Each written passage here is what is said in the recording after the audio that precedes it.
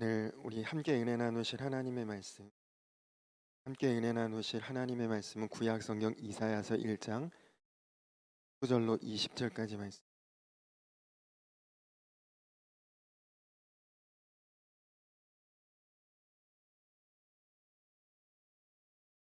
구약 성경 이사야 1장 19절로 20절 말씀입니다.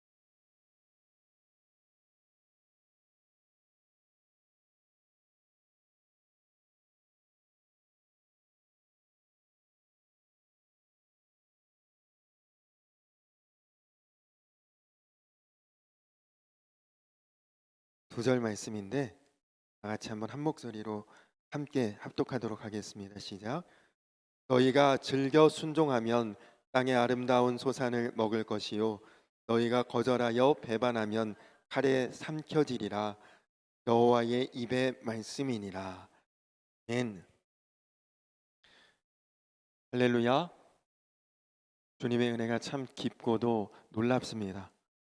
지난 부활주의를 지나면서 저는 개인적으로 참 감격스러운 예배였습니다.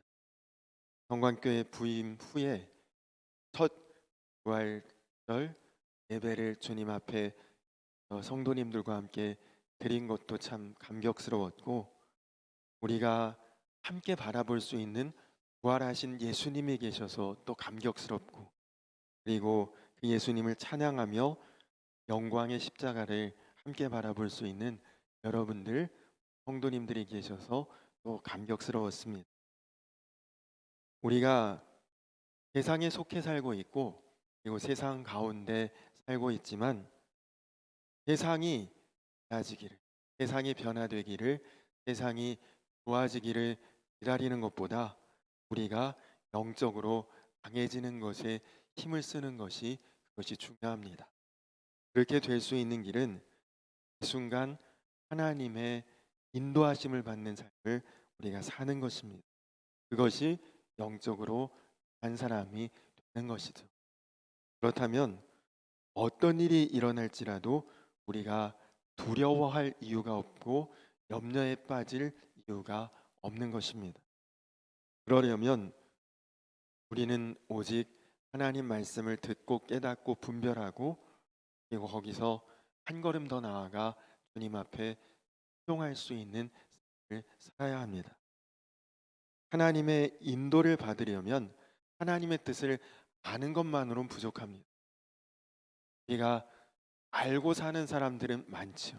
그러나 아는 대로 행하면서 사는 사람은 많지 않습니다. 마찬가지로 우리도 하나님 뜻을 아는 것에 그쳐서는 안 되고 하나님 뜻에 순종하는 삶을 살아갈 수 있어야 합니다. 신학자 키에르케고르라고 하는 분은 예수님의 찬미자가 되는 것보다 예수님의 추종자가 되는 것이 훨씬 낫, 그런 말을 했거든요. 우리가 하나님을 소리 높여 찬양하고 하나님께 경배하고 예배하는 것 중요하지만, 그러나 주님께 순종하고 주님 뜻을 따라 살아가는 그것이 더 귀하다는 것입니다. 그것만이 우리가 어떤 환경에서도 나아갈 수 있고 살아갈 수 있는 생명줄이기 때문입니다. 요즘 새벽마다 사무엘서 말씀을 묵상하고 있습니다. 네, 벌써 사무엘 상 말씀이 끝나고 사무엘 하의 말씀을 새벽마다 함께 나누고 있는데, 사무엘 상의 주인공은 사무엘과 사울입니다. 그리고 사무엘 하의 주인공은 다윗이 그 주인공인데, 다윗과 사울이 너무나도 아주 대조적이고 대비가 되는 그런 내용을 말씀이 계속해서 우리에게 보여주고 있습니다. 다윗과 사울의 가장 결정적인 차이는 어디에 있느냐?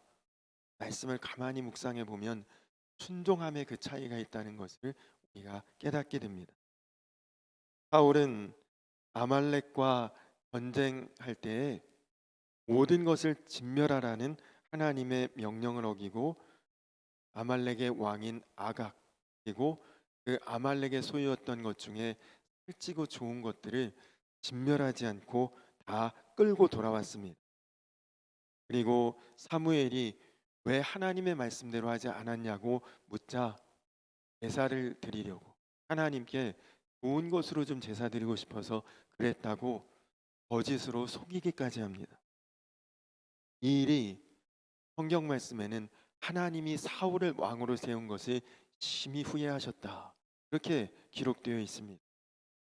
우리가 하나님께 불순종하고 하나님 말씀대로 행하시지 않을 때 하나님이 후회하신다는 거예요. 사무엘이 밤새 울며 기도했는데 사울은 그 일의 심각성에 대해서 전혀 깨닫지 못하고 있는 것이죠. 이 불순종으로 인해서 하나님께서 사울을 떠나시게 됩니다. 반대로 다윗은 정말 매 순간 하나님 앞에 순종함으로 나아가는 것을 말씀을 통해 보게 됩니다. 나발이라고 하는 사람이 다윗을 모욕했을 때 다윗이 격분한 마음으로 그를 죽이려고 나아갔지만 그 다윗의 길을 막는 여인이 있었습니다. 나발의 아내인 아비가일이었는데 그 아비가일이 했던 말을 들으면서 이거 하나님의 말씀이고, 마음에 그런 깨달음이 왔을 때, 체면이 있잖아요. 남자인데, 그리고 장군인데, 그리고 용사인데 출동하자 그러고 부하들 다 끌고 나왔는데 여인 하나가 막으면서 그러면 안 된다고 말했을 때 무시할 수도 있고, 아니면 말은 옳지만 이미 안 된다고 거스를 수도 있는데 그 말을 듣는 순간에 이거 하나님의 음성이구나 깨닫는 즉시로 순종을 너무너무 잘하는 다윗입니다. 사울 왕을 2번이나 죽일 기회가 있지만 하나님이 그러라고 허락하시는 말씀이 떨어지지 않으니까 사울을 죽이지 않습니다. 살려주라고도 말씀 안 하셨거든요. 그러나 사울을 죽이고 해치고 네가 왕이 되라, 정확한 하나님의 음성이 없을 때 다윗은 절대로 사울에게 칼을 대지 않습니다. 밧세바와의 간음 사건이 있은 후에 그 아이가 태어났는데 하나님 앞에 아이를 살려달라 금식하며 울고불고 매달려 기도합니다. 그러나 하나님께서 아이를 데려가시고 난 다음에 원망하거나 하나님에 대한 어떤 불평도 없이 다시 음식을 끊고 양식을 먹으면서 하나님 앞에 이전보다 더 순종하며 나아갑니다. 다윗도 성경 말씀을 보니까 그도 결점이 있었고 그도 실수가 많았습니다. 그도 정말 어찌 보면 사울보다 더 우리가 생각할 때는 무시무시한 죄도 지었습니다. 그러나 그는 한결같이 하나님 앞에서는 무조건 순종이었습니다. 그래서 하나님께서 다윗을 그렇게 사용하시고 쓰셨던 것이죠. 우리도 다윗같이 하나님 말씀 앞에는 무조건 순종할 수 있는 마음을 품어야 합니다. 성도들이 온전히 하나님 앞에 어떻게 순종하냐? 순종할 수 있는 것도 있고 순종하기 어려운 것들도 있지 않냐? 그러나 그것은 몰라서 하는 말입니다. 불순종의 대가가 얼마나 큰 것인지, 불순종의 대가가 얼마나 무서운 것인지를 우리가 알아야 합니다. 오늘 말씀에도 순종을 배반하여 거절하면 칼에 삼켜지리라고 그렇게 경고하고 있지 않습니까?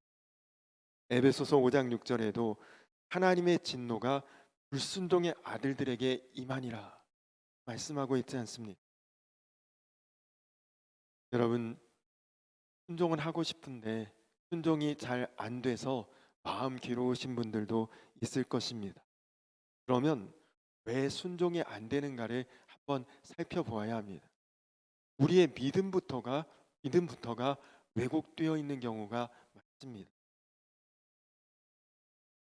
저의 신학교 은사이신 명봉 교수님이란 분이 계십니다. 보장된 교수 생활을 중간에 내려놓고 목회자가 되기 위해서 미국으로 가신 분이신데, 미국에 목회를 나가셨을 때 성도님들에게 안수 축복 기도를 하겠다고 매주일 예배 끝나고 안으로 나오시면 기도 해드리겠다 그랬는데 한 명도 예배 후에 목사님께 안수를 받으러 나오는 분이 없으셨대요. 거의 한 달이 지나도록 단 한 사람도 기도를 받으러 나오지 않아 목사님이 당황스러우셨는데 나중에 성도들과 이야기를 나누어 보니 기도 받아도 별로 달라질 것이 없으리라고 그렇게 마음에 다들 생각하고 있어서 기도받으러 나오지 않았다는 이야기를 들었다고 합니다. 교수님이 마음에 충격을 받으셨대요. 안수받아도 꼭이 안 올 것 같다. 그것도 믿음이죠. 안수받으면 하나님의 복이 올 것이다. 이것도 믿음이지만 안수기도 받아도 별로 축복이 없을 것 같다. 이것도 하나의 믿음 아닙니까? 그런 정도 믿음을 가지고 있다는 것에 굉장히 마음 아프셨다는 이야기를 하셨습니다.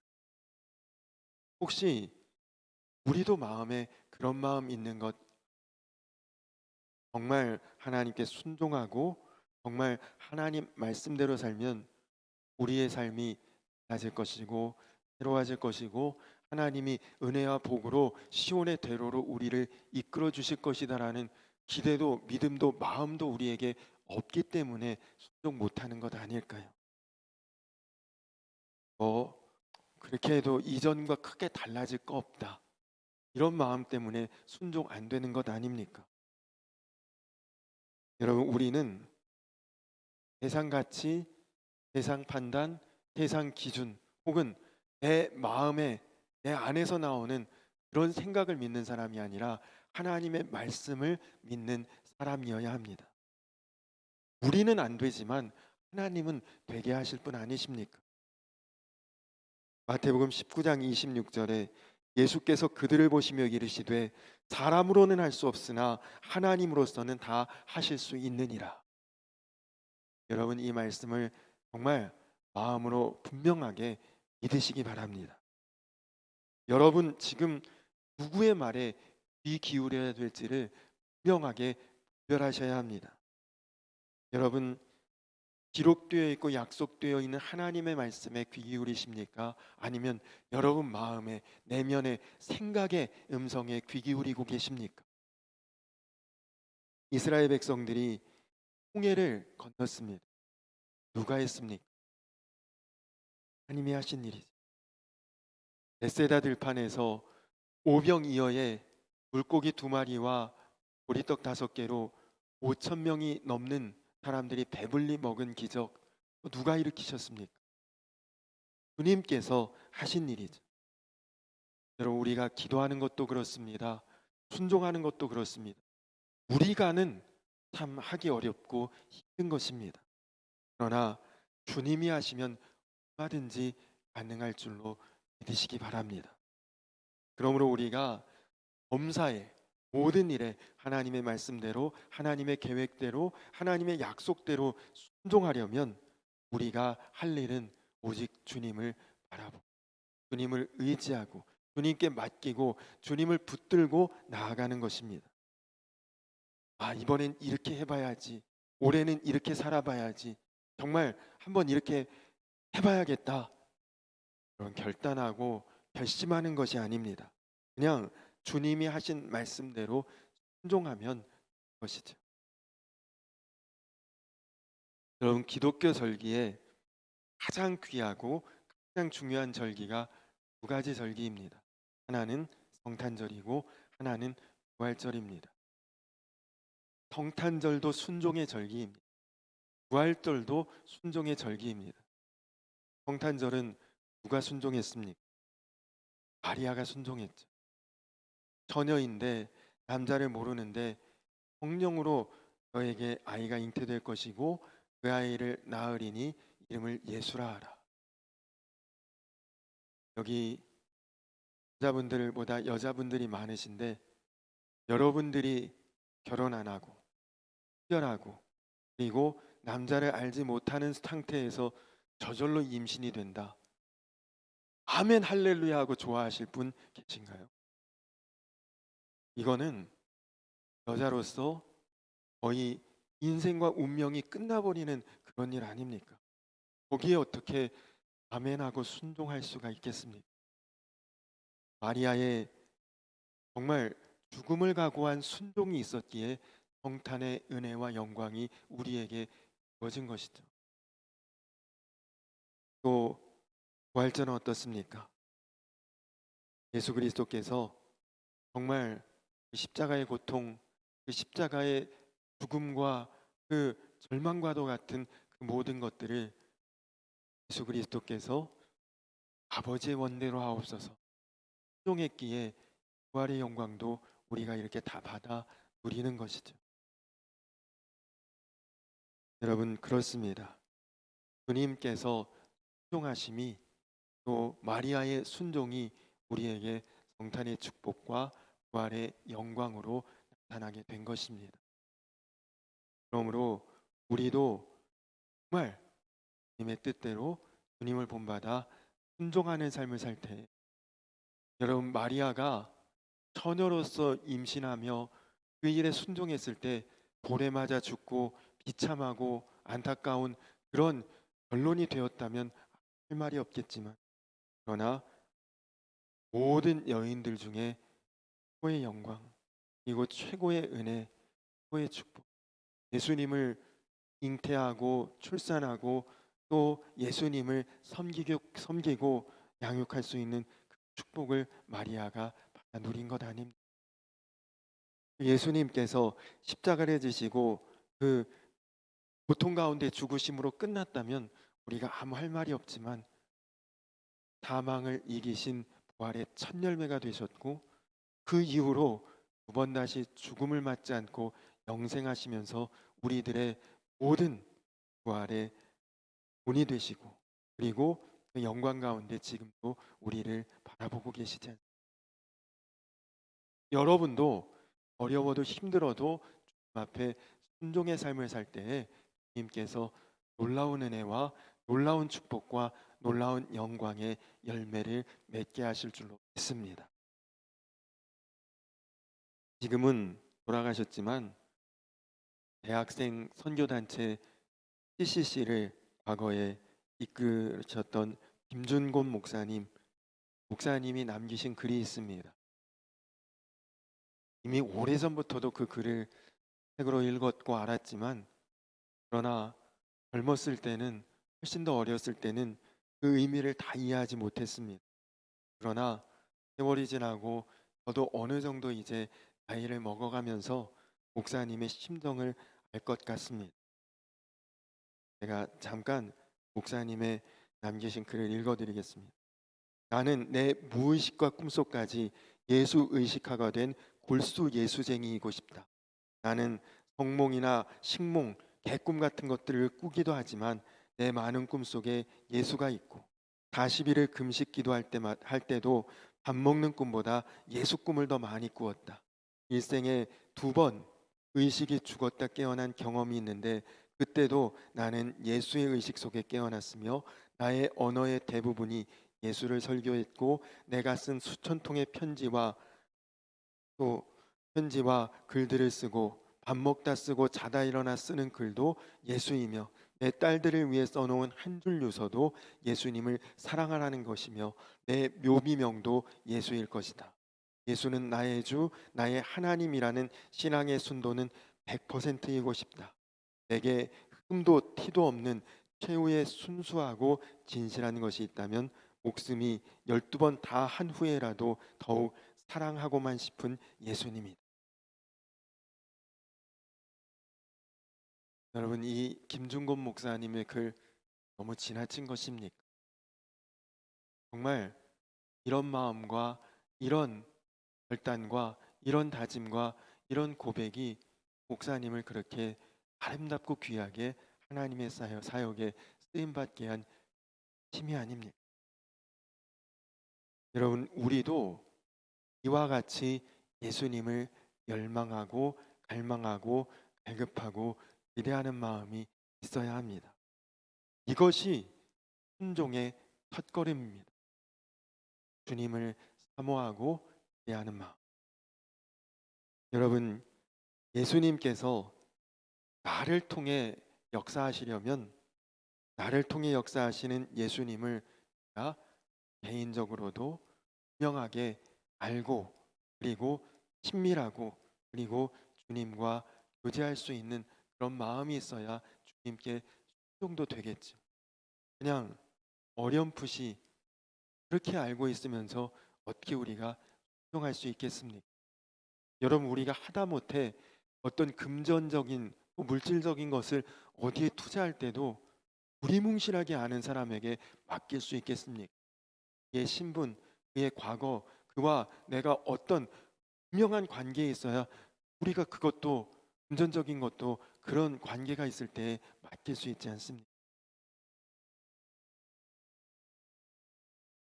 어느 목사님이 설교 중에 이런 간증을 하셨는데 마음에 큰 찔림이 있었습니다.